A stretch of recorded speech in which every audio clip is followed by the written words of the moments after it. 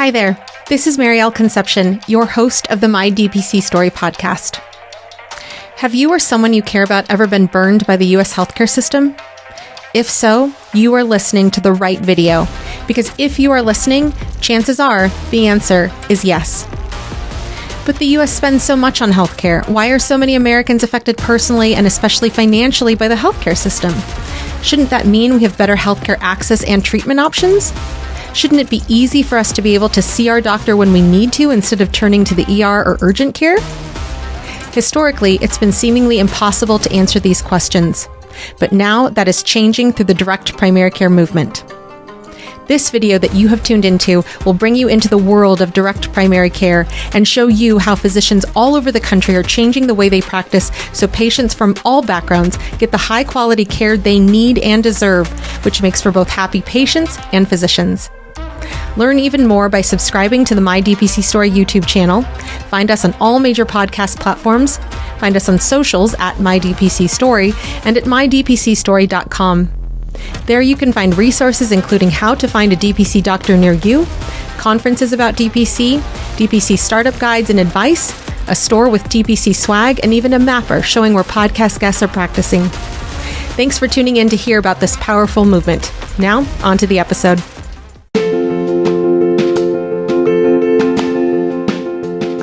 Direct primary care is an innovative, alternative path to insurance-driven healthcare. Typically, a patient pays their doctor a low monthly membership and, in return, builds a lasting relationship with their doctor and has their doctor available at their fingertips. Welcome to the My DPC Story podcast, where each week you will hear the ever-so-relatable stories shared by physicians who have chosen to practice medicine in their individual communities through the direct primary care model. I'm your host, Marielle Concepcion, family physician, DPC owner, and former fee-for-service doctor. I hope you enjoy today's episode and come away feeling inspired about the future of patient care, direct primary care.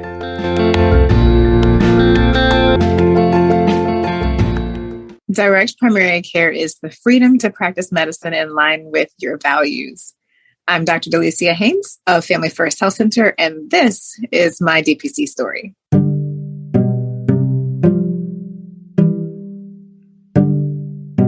Dr. Delicia Haynes is the CEO and founder of Family First Health Center, an integrative membership-based family medicine clinic with a worldwide reach based in Daytona Beach, Florida.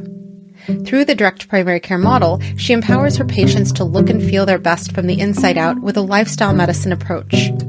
Her commitment to helping people understand that true medicine comes in more than pill form has enabled several of her patients to shed excess weight, safely stop medications, including insulin, become clinically non-diabetic, and live an energetic life they love.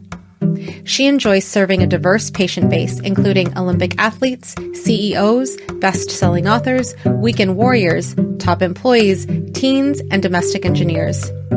She compassionately helps them improve their physical and mental health so they can show up fully in their personal and professional lives. She is a diplomat of the American Board of Family Medicine, the American Board of Obesity Medicine, is highly trained in medical aesthetics, laser therapy, and lifestyle medicine. She completed her specialty training at the Halifax Center for Family and Sports Medicine residency program. Dr. Haynes attended medical school at the University of Kentucky College of Medicine and earned a Bachelor of Arts in Biology with a minor in Spanish from the University of Louisville. Dr. Haynes is also an award-winning coach and business mentor. She created DPC Prescriptions for Success, which helps doctors transition to direct care practices so they can express the art and heart of medicine while increasing their inspiration, income, and impact. Welcome to the podcast, Dr. Haynes. Thank you. I'm so glad to be here. It's such an honor. And I just want to put this out there for the listeners because it's such a special day that we're recording this on. And this is Dr. Haynes' mom's birthday. And so I just wanted to just say thank you to her for recording on such a special day. And we'll get into how DPC allowed her to be putting family first as we go into the interview. So thank you so much for joining us. My pleasure. So you had started your practice that was a fee-for-service practice in 2009. And then just 3 years later, in 2012, you are already listed in the Daytona Beach Influential Women's List business article, where you were quoted as saying, "If a hurdle is in your way, jump over it. And if you happen to fall, get back up." So having heard you in person, which I hope, and I can't wait for other people to hear you at this upcoming Hint Summit, as well as future conferences, from what you've shared, this has been true in so many ways in your life. And I wanted to ask if you can share for the listeners who may have not had the opportunity to hear you yet, what does that quote mean to you? I think it's really all about your get back up muscle. All of us at some point are going to fall, and you start to trust your ability to fly when you know that, hey, if I fall, I can get back up. So that quote, it takes me back to some of my kind of darkest times. I am very open about back in high school, I was suicidal, went to medical school and became one of those wounded healers who found a career that would help them to take care of themselves, and suffered another episode of major depression to the point that I had to take time off from medical school, which was one of the most challenging decisions of my career, and also the absolute best decision that I ever made, and came back out from that, even though everyone thought that, I was done. I wasn't going to be able to return. And not only did I return, came and got all these awards at graduation. And then I started residency, which is actually where I did a grand rounds on depression and suicide amongst physicians, and got a little bit mad that I didn't know that we were the profession with the highest suicide rate before I started. I thought that was something we should have maybe talked about, but it wasn't until later that I actually felt that I was drawn to actually share my story when I became faculty at Florida State University College of Medicine, and they lost a medical student to suicide. And I just recognized that my silence wasn't saving anybody. And I didn't want to become known as the depressed doctor while I was trying to make a name for myself and build my practice. But when that happened, I also lost one of my best friends to suicide. It really just made me, there was the time where my love became greater than my fear. And I, even though I'm not the biggest extrovert, kind of started getting out of my own way, started to do some talks, wrote the book, and we'll get into how DPC is. None of that would have happened if I hadn't transitioned to DPC. So it's really all intertwined. When you talk about how you were suicidal in high school, and then you add the expectations, the demands, the sleepless nights, the patriarchal society that we get in residency and medical school, what an environment to throw yourself into. And to have surpassed that, it's so great that you are here where you are today to be able to shine some light on mental health and the importance of mental health, especially for people who are going through that journey as well. It's a calling. So it's definitely something I enjoy doing. I remember the first step that we all went through, at least half of my class was on some kind of antidepressant, because the stress of, if I don't pass the step, what's going to happen to me? Like, I'm worthless. Why did I make this whole journey to go to a test that I might not be able to pass? It's just one huge expectation that we have to hurdle, as your quote says, and to support each other as we're on this journey is so important. And so if you haven't had the chance to read Dr. Delicia's book, The Dawn, please go ahead and check out her blog accompanying her interview so that you can read more about that journey that she is talking about now. And one of the things that you have created is a bracelet of empowerment. And can you tell us about what that bracelet is? Yeah. So the wristband it says white coat safe space on one side, white coat brave space on the other, and then Yana, which stands for you are not alone. And I think so many times we as physicians, we don't know what to say when we see somebody else who's struggling. And so it came out of an idea of being able to just take this off, put it on someone's desk that's having a hard day with maybe a sticky note with your number on it, and just letting another doctor know that you care, that you're thinking about it, or a medical student. It came out of the book, just really trying to find ways to make people like be visual supporters. Like, I am a white coat safe space. Like, you can come and talk to me. And so now it's the wristband and the lapel pin, and there's shirts and things of that nature. And we do an amazing book sponsorship program. And that's one of my main goals, is to make sure that every medical student understands their risk for depression before they enter. And so the book is being given away at white coat ceremonies across the nation. And first at Florida State, where I'm faculty and where, unfortunately, that the young man who died by suicide was a second-year student, and his father wrote one of the forwards for them. And so it's just been a beautiful thing to really start people's medical career off with an acknowledgement of the risk factors. And also, most of the book is about what you can do to maintain and improve your own mental health and mental fitness. Stay with us. We'll be right back. My DPC Story just hit 100,000 downloads on Apple Podcasts alone, and we could not have done it without our amazing listeners. So to thank you and to celebrate this milestone, we're giving away an incredible DPC Summit prize package for the DPC Summit happening in Minneapolis this summer. The prize includes My DPC Story swag, and on top of that, the prize also includes a ticket to the DPC Summit. Check out my interview with Dr. Jeff Davenport, where you'll hear more details about the summit. To be eligible for this giveaway, all you have to do is first rate and review My DPC Story on your podcast listening platform. Pro tip, if you rate My DPC Story with a 5-star review, it helps the visibility of the podcast and it helps others to find all these DPC stories. Number 2, take a screenshot of your review and email it to support@mydpcstory.com. You'll find that email in the show notes as well. And third, make sure you're following My DPC Story on all your social media platforms: Instagram, Facebook, TikTok, YouTube, LinkedIn, and Twitter. All the social links are at the bottom of mydpcstory.com and also in our show notes. For bonus points, share both this episode and the My DPC Story posts about the DPC Summit with your community. The winner will be announced in a future episode, so make sure you tune in to find out if you'll be heading to the summit.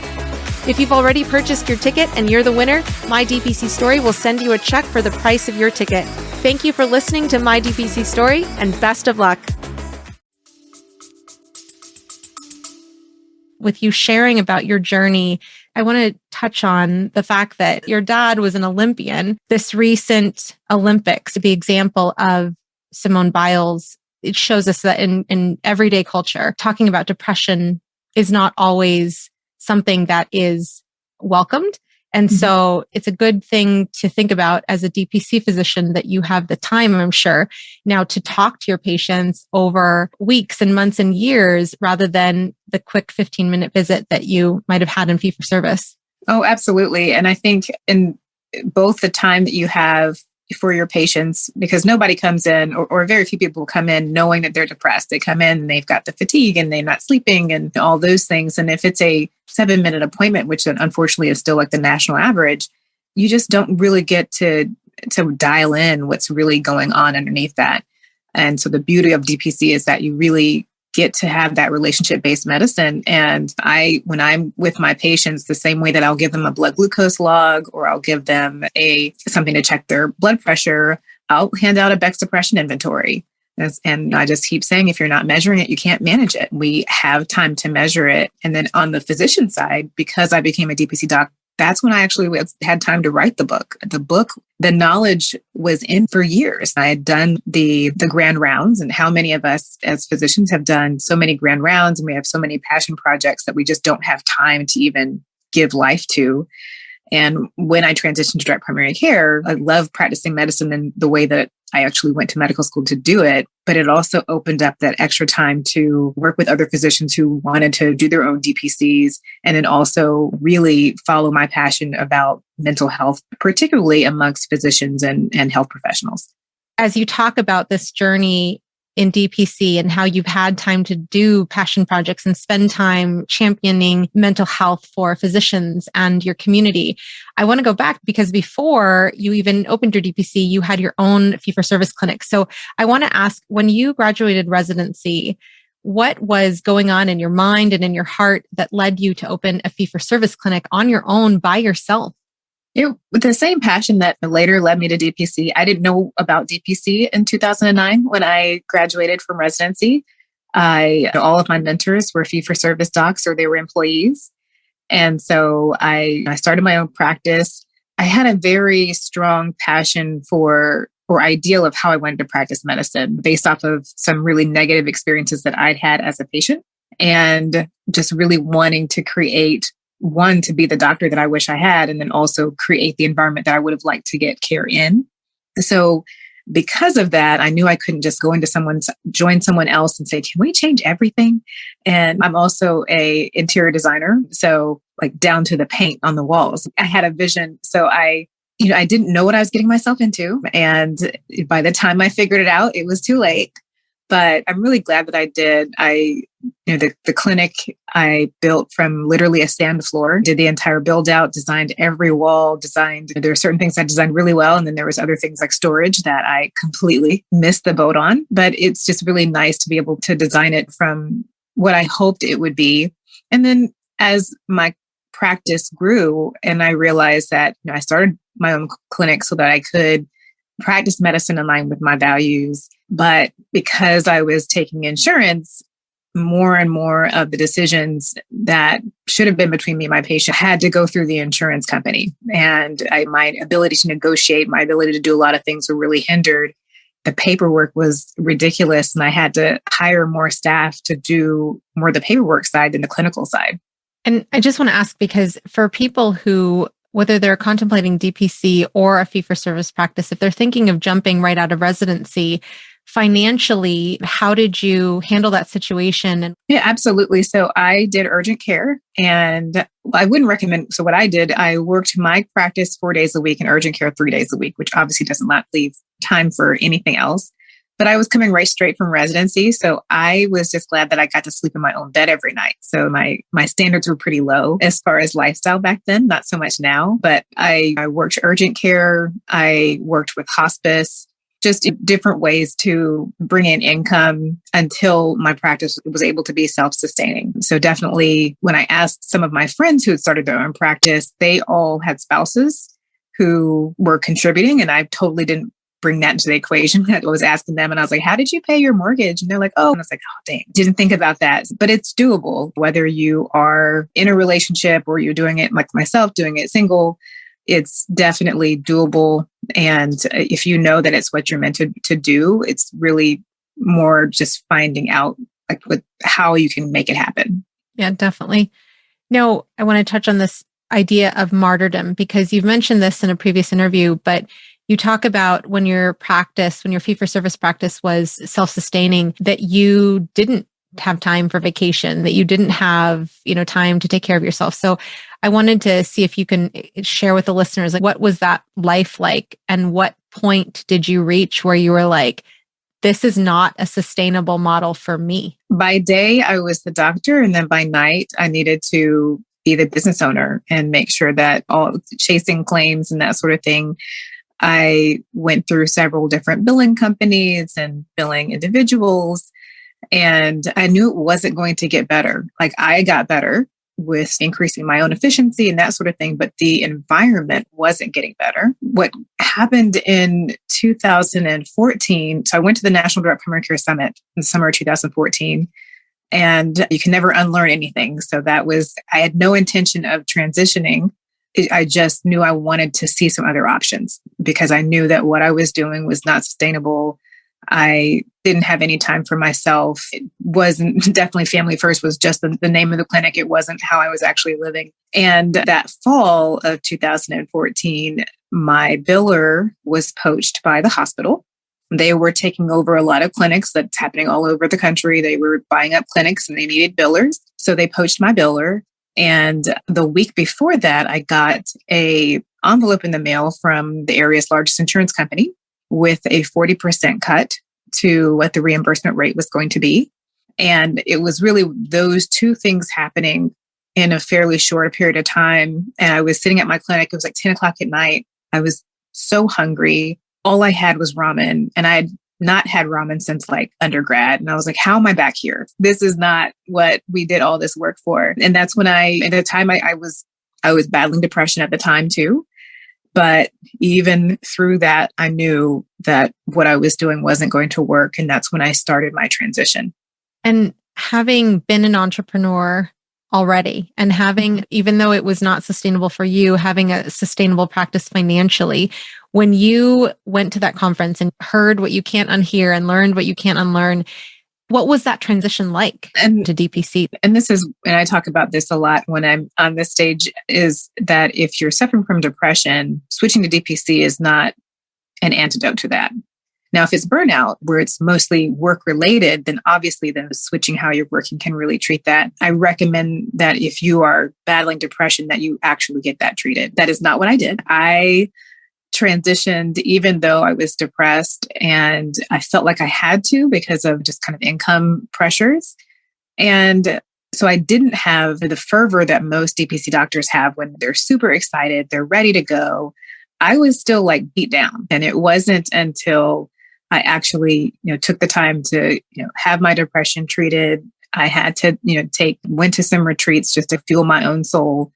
And that was when things really started to turn around, and I was able to exude the enthusiasm that it was always there, but it was just clouded by the mental health issues that I was having.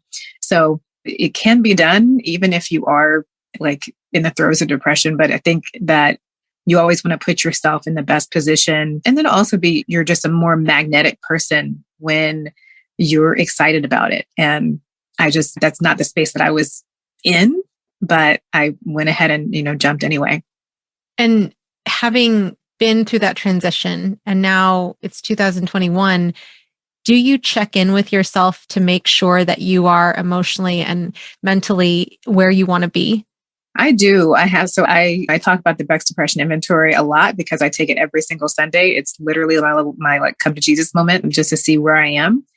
And I have a score at which okay, it's time to start meds. No shame. This is just what it is. So it's part of my lifestyle, and a big part of why I transitioned to direct primary care, because I knew what I needed to do to maintain my mental health, but I didn't have time to do it in my previous model. And I think that I'm very grateful to finding DPC for so many reasons, both for myself, for my family, and for my patients.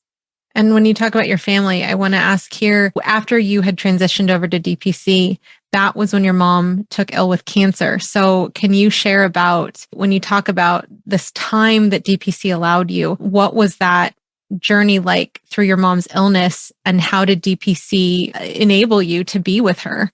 Mm-hmm. Yeah. And it happened even in 2017. I was in a car accident and had a traumatic brain injury. And interestingly, that was the first time that I spoke on the national DPC stage, and I had a concussion. So when I came back, I was off for 2 weeks, and in my fee-for-service clinic, that would have been, there's no income that would have come in. In my fee-for-service, I didn't take vacations because we didn't get paid. And I knew how much I was losing every second that I was on vacation because the bills didn't stop. And the beauty of in 2017, when I had the car accident, is that nothing changed as far as the income of the practice. I had some residents and some friends who were able to cover the clinic for me so that I could recover. I was still recovering when my mom was diagnosed. And one of my biggest regrets is that I didn't talk to her physician before he took her for surgery. He had said that, or she called me and told me that she had been diagnosed with uterine cancer, and she was going for hysterectomy, and I assumed that it was localized, and found out that it was not. Rather than doing a CT or doing any imaging, they took her for surgery, and that's when they found out she was stage 4. I flew up. It was really the day after her surgery, because I had an event the day of her surgery, and she had said, "Don't come. You can just come later." And from that moment on, because I really didn't trust. And she was at the University of Kentucky, which is where I went to school. And there's a lot of background there about people of color not getting the best care. And it was painful for so many different reasons. But I flew up and, met with her doctor, and he wasn't a bad person. He looked at her, and she looked so good that it didn't cross his mind that it was not localized. And by then it was too late. She hadn't eaten for 7 days, and then she needed to start chemo. And she had a lot of surgical complications that I knew that I could have prevented had I realized that they hadn't done any imaging. So from then on, I went into mode of, I don't particularly trust the care that she's getting if I'm not there. She was very humble, so she would never tell anyone that I was a doctor. And so I was flying up every week, every 2 weeks to go to doctor's visits, to just to be there. running myself ragged because she was in Kentucky. I'm down here in Florida. And so although my personal life was mess, a complete mess, emotionally, I was so riddled with guilt. I didn't sleep for 2 months. But when you looked at my books, when you looked at the Family First Health Center books, you couldn't tell that any of that was going on. I was there that was at the fall of 2017. My mom died December 28th, 2018. And all along, I was, at her hospital bed. I was taking care of patients still from, the bedside, and was really, I had sleepovers in the hospital. And it was there was parts of it that was really beautiful, that I put myself in a position where I could drop everything, fly up to Kentucky. I have a sleepover in the hospital, in her hospital room, so that I could advocate and that I could take her to the bathroom, change the sheets, and do all the things that needed to be done, and just really be fully present with her. And so I was so grateful for DPC because of what it allowed me to be in terms of the daughter that I was able to be there in that time. It's something I wouldn't have been able to do with the ease that I did it had I still been in like the fee for service. And when it comes down to it, I think that's what it's really all about. Like at the end of the road, it's the relationships, it's the people that we love, and just being able to show up and be there. So to have created a business that allowed me to do that is completely priceless. Yeah. It just makes you stop in your tracks when you really think about what matters at the end of the day. It's just wonderful that you were able to be with her. It kills me because having had the experience of my dad before he passed had atrocious medical care in the hospital. And when you as a physician know, like, you could do better, I would never do that if it were my patient type of thoughts. That despite that, at the end of the day, you were able to be with your mom when she passed. So I want people to listen to those words, rewind, listen again. This is where when people talk about, oh, I can't do DPC because I won't make as much money. I got to keep doing fee for service. But why at the end of the day are we going to work at all? Yeah, we got to put food on the table. But at the end of the day, do we have time to take care of ourselves so we can take care of others? Do we have time to take care of ourselves so we can be with our families? So thank you for sharing. Oh, absolutely. I literally crawled into bed with my mom on December 27th and had this thought that I needed to be there when she took her last breath, which she would have never wanted. And I just imagined that she was literally waiting for me to go to sleep. And then when I woke up, she was gone. But just being able to just do that, it was amazing. And also, like, again, on the business side, which is important, it's definitely not the number one thing. I've made more than I've ever made as a DPC doctor than I ever did fee for service. So I doubled the income that I had when I was fee for service now as a mature direct primary care. So there's definitely a growth curve. And so you'll have to do some augmentation of income as that's happening. The income is also there as well. And when you mention that your practice right now in 2021, what's your patient panel and what's your patient mix like? Yeah. So paying as agreed, which I always make a distinction between like total numbers of patients and who is paying as agreed, because there's the people who are supporting my practice. And then there are those others who I will at some point be acknowledging their decision to step away. So I want to say that right now it's like just under 600 who are paying as agreed. And then we have more that are in various states of either discharge or we're working with them. Obviously, with the pandemic, we're working with a lot of people who have lost income and that sort of thing. So we've got a lot of people that are on payment plans. And then in terms of insurance, the last time that we looked, it was 30% of our patients were uninsured.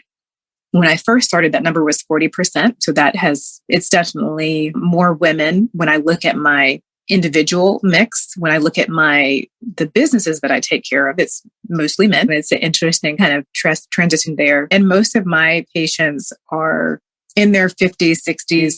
We've got a lot of 40-year-olds. I don't have as many kids, but a smattering of and families. So it's and then from a diversity standpoint, I attract minorities. I speak Spanglish. My patients think that I'm fluent. I don't claim to be, but so I have a lot of Spanish-speaking patients. My MA is Mexican-American, so she's better than me. But so we have a great mix in terms of like diversity as well. And in terms of the staff at your clinic, it's you, your MA, and can you share who else is at your clinic? So currently I have a full-time receptionist, a part-time MA, and like a VA, virtual MA, who used to be an MA here and moved to Texas. And I was smart enough to keep her because she's amazing. And we literally just had some staffing changes where I released someone to the workforce. But yeah, that's my current group. And the woman who you had made a white coat with all of the colored handprints on it. That actually is Dr. Alexis Avellino. At the time, she was my receptionist when I was transitioning to direct primary care. She was going to medical school. I, had her do all these projects, totally revamped her resume. She got into medical school. She is now a second-year ER doctor down in Miami, but we did her first white coat and we had patients and her family put their hands in paint and then we wrote messages on them. And then I put it on her like as her first white coat. And it was really touching. That's amazing. That's amazing. And I love to hear the update as to where she is in her ER career. That's wonderful. Earlier this year, Dr. Kristen Kim was part of your practice and she has since moved on. So I want to ask for those people who are considering partnering with a physician, employing a physician, or going through a transition where a physician is leaving the practice. Can you share about your experience with Dr. Kim? Yeah, and I think it's really good to have talks in the beginning of what it looks like if toward the end. And to that, so when Dr. Kim joined the practice, my mom was still alive, but was in the final stages. So I knew that I needed someone because I didn't know what that grief situation was going to be like, but I knew that I needed someone. I'm so grateful that my path and Dr. Kim's path crossed. She actually had lost a daughter in 2017. Actually, it was right after my car accident because I remember meeting her with two twins on either hip and a 3-year-old by her side. And shortly thereafter, her 3-year-old passed away. So she wasn't practicing medicine for a while. And at the time that I was thinking I need to bring someone on, she was talking to her husband saying, I think I'm ready to go back, but I don't want to go back to what I, had done before. And some people connected to us and we met for coffee. And she was very upfront about her desire to really just get back into clinical, working part-time, and that she really didn't see herself staying for more than 2 years. So I think that in the beginning, having those conversations about what's your goal? Fast forward. So she was with me she couldn't start in 2018 because she had a non-compete that we didn't know about, or she knew about, she didn't realize they were going to enforce it. So then I had to change her start date to 2019 so that she wouldn't get in trouble with her non-compete. And she was with us until May of 2021. And she had always wanted to do a practice, doing group visits. She's a very holistic, integrative style of medicine, which she was doing here. But like me, just having a really strong vision for how you wanted to practice medicine and knowing that you need to do it elsewhere. And she said, she was like, it's hard to leave a place that you're so happy, but there's a party that knows you're supposed to be doing something different. So I honor that as far as how we transitioned her. We let the patients know months in advance, like when she was going to be leaving. I throw parties for all sorts of reasons. So we had a going away party for her. She owns a farm and I had these random chickens that started laying eggs in my yard. And so I incubated them and gave her like literally hood chickens, because that's where I live, as her going away gift. And then her kid got Campylobacter. I know, but it's just really a beautiful, I think, crossing of paths. And every relationship has a season. You're going to have different staff that come and go, and being really upfront about what people are looking for and just honoring who they are and who you are, and that your season might be short or long. And so she's going to be starting her practice probably in a few weeks. She had some delays with construction and whatnot, and we're still very close. And I think I have a tendency to empower people. So I have a lot of people who have come and worked with me or been around me who've just gone on, not that I'm the secret sauce, but maybe, that have gone on to do like these amazing things. And I actually take a lot of pride in that, whether it's me consulting with a physician and simply by her being here, in my practice, even though she didn't formally go through any of my coaching programs, we naturally were having conversations, or she was overhearing conversations that I was having, and being able to be around my staff. I think just recognizing that, be very upfront and be very clear about what you're looking for, and then touching base along the way of how things stand, what things are looking like. It was really hard for her when she told me that she knew that she needed to transition. And she gave me a year notice, though. And so I think that says a lot about her and about our relationship. And I think that it's really possible to have that really fairly seamless of a transition. And most of her patients have been absorbed, into the practice, and they're, coming to see me now. Some of them will go and see her, and it's, really just a beautiful thing.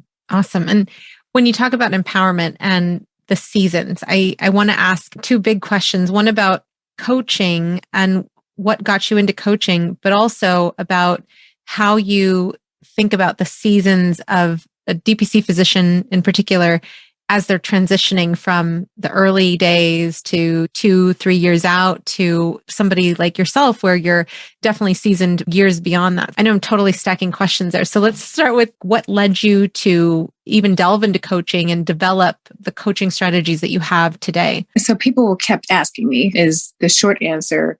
I hired my first coach in 2012 and have had a coach of some sort since then. Now, I was a Division I athlete back in the day. So I always had a coach somebody who could watch my form, look at my blind spots. And so I always knew the value of mentorship and coaching and consulting, but it wasn't until 2012 that I actually, started investing in it. And so I have numerous kind of coaching certifications that I got because I was going through it anyway, and it might as well just take the test and have the certificate. Even though I think we as doctors are addicted to certificates and papers and things of that nature. And then as my practice grew, one of my coaches, actually, someone else he was coaching with, let them know that I was giving all this amazing advice. And he was saying oh, you should develop a coaching program. Now, I'd already developed it. I already developed what I wish I'd had. I just never had actually marketed it or put anything out. And so he already had a few people who were interested in being in that kind of inaugural summer 2019 class.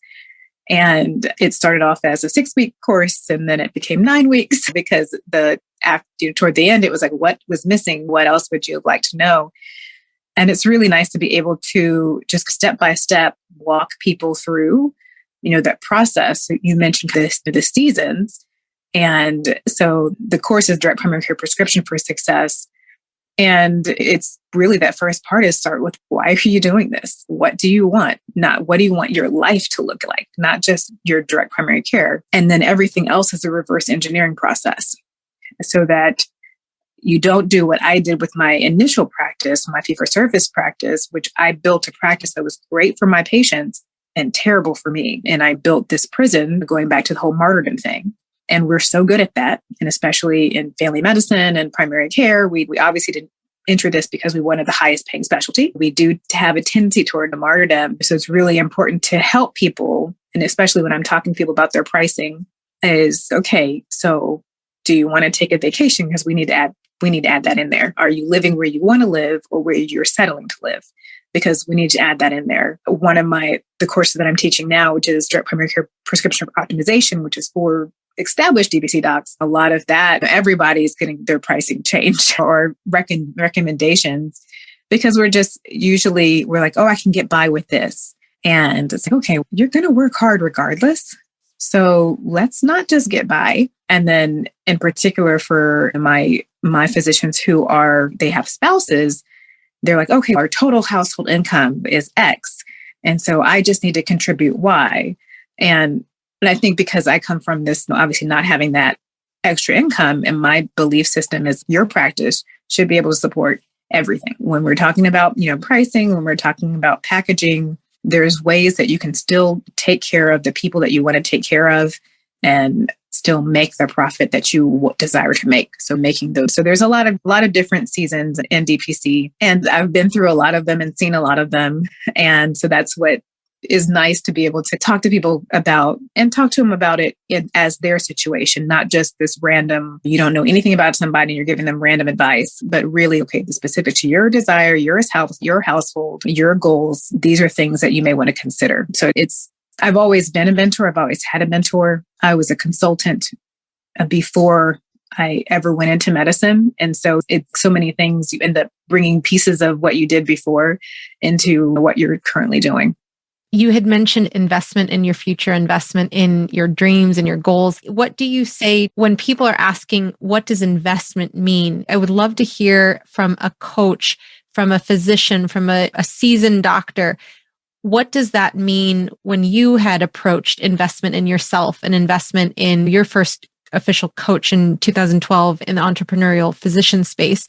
Some people will never get that, and that's okay. So I don't pretend, whether it's a patient or a client, I'm not for everybody. And I think it's important for all of us to recognize that. I think it's great to take advantage of all of the information that's out there, but just recognize the source. One of my frustrations when I started coaching, I waited until I had a very profitable practice. I didn't have to, but it was important to me to help someone get to where they would actually want to get to. And when I was talking to other doctors, and there's no kind of shade about doctors who are not profitable, and they can obviously give a lot of great advice as well, but I think that needs to be divulged. And I think that people just need to be like really transparent about that when you're talking to somebody else and they're making career decisions, family decisions off of your advice. So I take that very strongly. It's when I look at investment, I'm looking at shortening my learning curve. So, okay, I want to do it sooner, quicker, faster. I want to learn from your mistakes. I don't want to repeat them. I don't have time for that.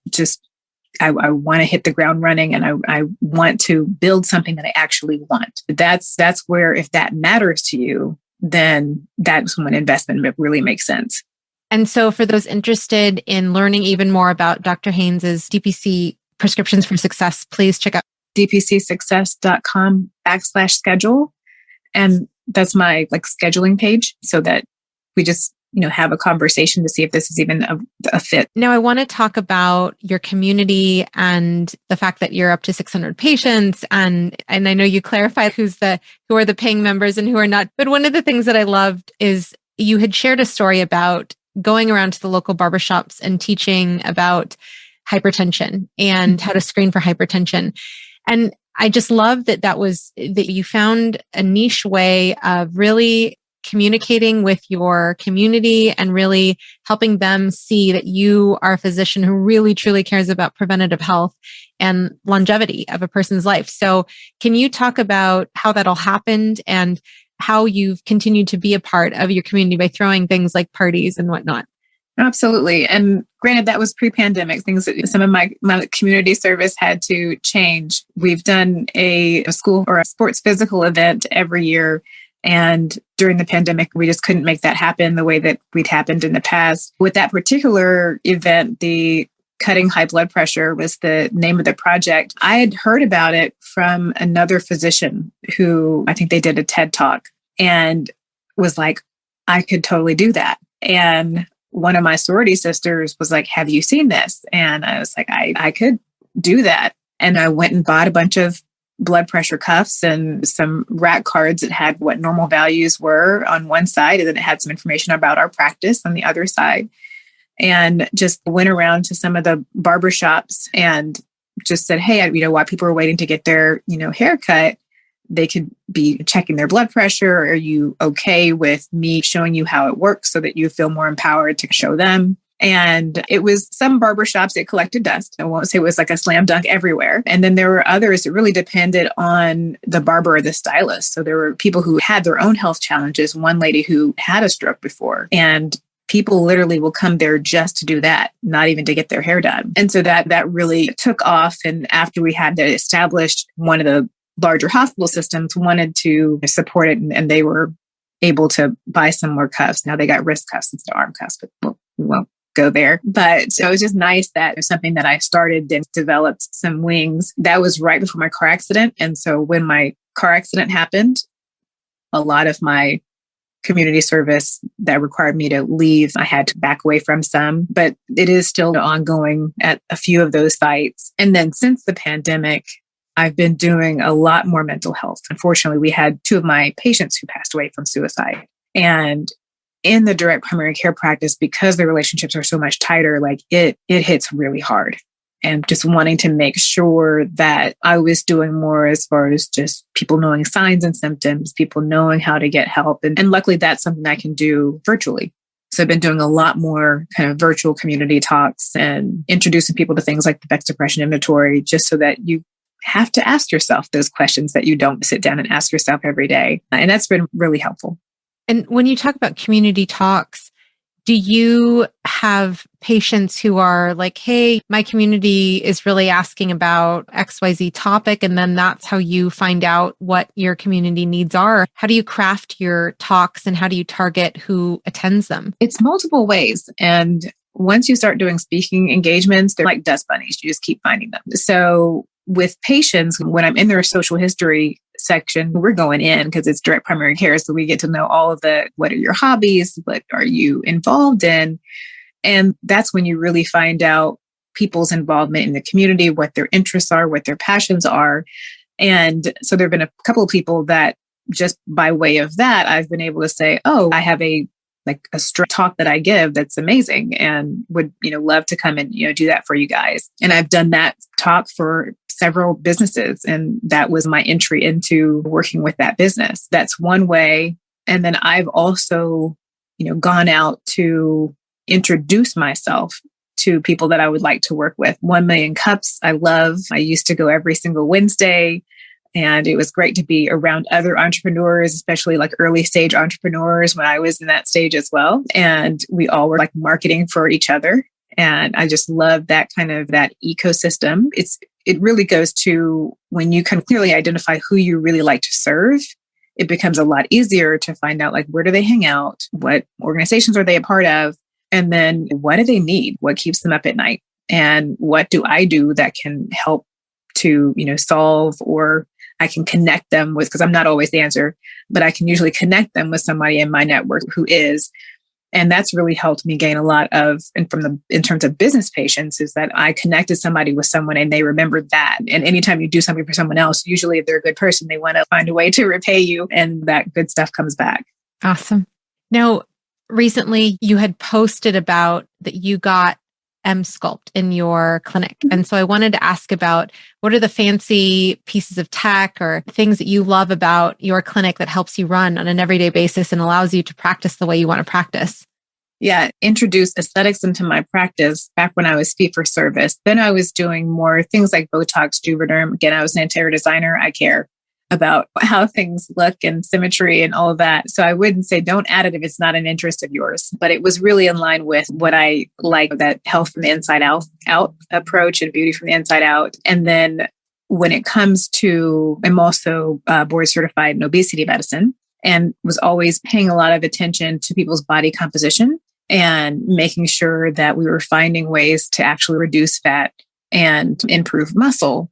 And currently, Msculpt's the only device that does both simultaneously. So when I saw it, I really wanted it for myself. And you have to be careful of that because sometimes those are not great investments. And I definitely wouldn't recommend early stage DPC going out and getting these devices that are really expensive. Not when I did it, it's because I had runway to where I could handle that. So it's something that I'm excited to do. It fits really nice with my practice and my just health philosophy to be able to help people increase their muscle tone, decrease their fat, increase their core strength. A lot of these, especially my seniors, reducing their risk for falls because they're stronger and lengthening the amount of time that they're able to practice the activities that they really enjoy doing. So it just really was in line with, all of that. Plus I wanted it myself. There's nothing wrong with that though, but I hear you if you're just figuring out the finances. So that totally makes sense. Now, what about on an everyday basis, your EMR, your software, what do you use that allows you to practice the way you want to practice? Yeah, so I partnered with Hint early on. So I have been with them since 2015. And it's just nice because it allows that part to be a little bit more background and until somebody changes their credit card and then we get that notification and it's like, okay, let's reach out and make sure that we update that. So it made running the practice so much easier compared to like fee for service. Like it's so simple. And so that's in the background. As far as EMRs, I didn't change my EMR. I had purchased an EMR way back when I first started in fee for service. It's a little bit clunky for DPC, but because I purchased it so long ago, it's a lot less expensive than what's currently out there. And it still has a lot of bells and whistles. I always pay attention to the tech for DPC because I may want to switch it someday. It might make sense. So it is an area that I'm always paying attention to. And like in the course, we go through all that. But for me personally, I have not changed my EMR. Just from a financial standpoint, it didn't make sense to.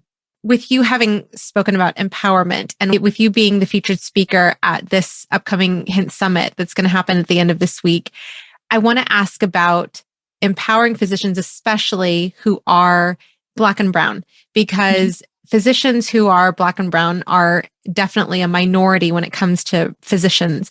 So when you speak with someone who has come from a family that is Black and Brown, how do you speak to them? There are just certain universal experiences that you've had because of the skin that you're in or because of how you walk around in society. And so when it comes to patients or for like other physicians, but really for both, there have been experiences of me walking in to take care of a business and there are some people there who didn't want me to be their doctor. And there are certain things that you can't change, nor would you want to change. And I really just getting to that point that I don't have anything to prove. So I don't have anything to prove, hide, protect, and being able to very quickly, if you're really sensing that you're just getting that just to shift and keep it moving, because there are so many people who are waiting for you. So don't get hung up on the people who are disrespectful or dismissive or any of those things. And then when they do come to you later, you can just say no. But yeah. Yeah. And especially in the DPC space, because this idea of opening your own practice, and you did even before DPC, but the idea of valuing yourself, you're talking about the time to do things. One of the things we have time to do is really reflect on our own value and going back to why we're doing this. And this idea that if you are having those thoughts at all of trying to justify like what you're doing and whatnot, this is, if you open a DPC, that is your DPC and you get to call the shots. And recognizing that really, like you are not for everybody. And in the beginning, I had this idea of if you have a pulse in a pocketbook, you are my person. And very quickly realized like, no, you're really not. And so the clearer you are on the people that you are really uniquely qualified to serve, then I think the happier your experience in DPC is, because you become really more magnetic to taking care of the people that like they've been looking for you and you enjoy taking care of them versus building your practice with a bunch of people who you really don't particularly, want to take care of or don't value what you're doing. In terms of other resources that you found incredibly helpful along your journey, what are some that you found invaluable? Really is hanging out with other business owners. Most doctors are not great business owners. And so I'm in this CEO exchange in town, which is basically it's a group of CEOs that get together. And I am definitely the smallest in terms of the company. I came in as a speaker. And so this is to that. I came in, I gave my stress talk. And someone who was there was like, we don't know if you qualify, but if you do, would you be interested in joining us? And I was thinking to myself, I know I don't qualify, but yes. And then one by one, I've, started just serving companies around that table. So just networking with other entrepreneurs, I didn't come from an entrepreneurial family. So there were conversations that just weren't being had at my dinner table. And so to be around people who have built businesses, especially those who have created like businesses that have been like generational, has been just, amazing. And so they're doing things that, aren't medical, but that can very easily apply, or at least make you question why you're doing, what you're doing, or can you streamline anything? One of the CEOs in my group is Chick-fil-A franchisee. And, Chick-fil-A is just like efficiency out the wazoo. I learned so much by just being in the room. So anytime you have a chance to like be in the room, ask questions or just listen, that's really helpful. And then so really a mentorship, I think from a lot of different angles is important, both in your like the personal realm. I invest heavily in personal development because my business will never go any further than my own personal development and my own. So wanting to expand that, really just looking for ways that you can improve all the different aspects of your life. And if you find somebody who is doing things that you want to do, or they have things that you want to have, they've got the relationships that you want to have, sit down and have coffee with them. And people love going for coffee and being interviewed. And that's usually how I end up working with most of the businesses that I have worked with. Is I'm inquisitive about their startup story, and it just goes from there. And it doesn't always, but it's always an interesting story. And I would think about, is there a way that I can support them and I can help them, or can I connect them with something that they can, if the answer is not me? If someone is interested in reaching out after this podcast, what's the best way to contact you? So they can email me at drdelicia@dpcsuccess.com. It's DRDELICIA at dpcsuccess.com. That's a really easy way to, get in contact with me. And whether it's direct primary care or the mental health piece, I speak at medical schools, and that is such a passion of mine. You can reach out there or across social media at Dr. Delicia MD. Awesome. And for those who are holdouts and they're just on the fence about attending this year's Hint Summit, why should they attend Hint Summit this year? I think that the Hint Summit always brings a lot of things in terms of technology, in addition to the kind of the stories. So you're going to get a lot of information about both. And I think there's been so many advances in technology, especially with the pandemic. We are actually like fee-for-service doctors are doing telemedicine now, which wasn't the case back when I started my DPC. So just really staying abreast of, from a technology standpoint and just from what's out there and what people are doing standpoint, it's great. It's great networking because you get to meet with other physicians from all over the country who are in this model, and you're able to ask them questions and just pick their brains. And then I'm excited to be talking as well. And we'll be really helping doctors craft their personal story. I'm not sure if I was supposed to let that out, but which is so important in terms of developing a practice that is truly purpose-driven. So I think all those reasons and more are things to come to the Hint Summit for. Wonderful. And if you haven't registered yet, summit.hint.com is where to find registration. So thank you so much, Dr. Haynes, for joining us today. We look forward to seeing you at Hint Summit. Thank you.